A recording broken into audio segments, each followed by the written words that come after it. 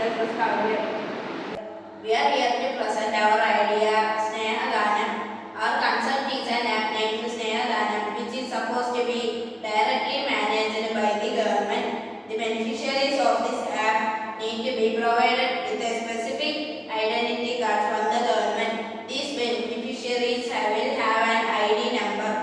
Without proper identification, there is a risk that the benefits meant for deserving individuals will be enjoyed by others.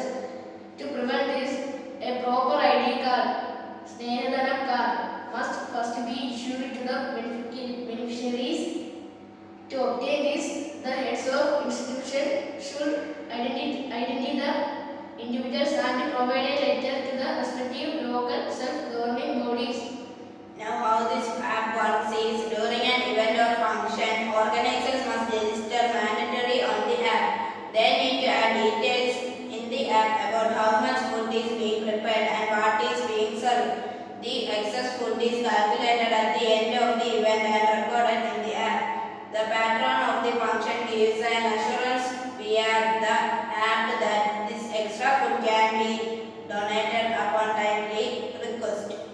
Now, beneficiary side. Individuals in need can pre-register for food on the apps, similar to ordering food online via apps like Zomato. When the function's patron indicates their willingness to donate, the available of food is delivered according to the registration order. The food is delivered by existing food delivery agencies like Swiggy and Zomato to the nearby areas, with only the delivery charge being collected.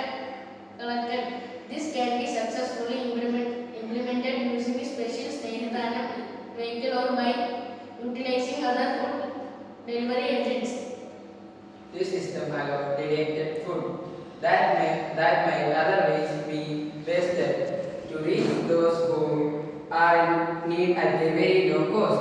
It also helps to reduce organic waste. The ultimate goal is to achieve equal justice for all in India, in all aspects including food.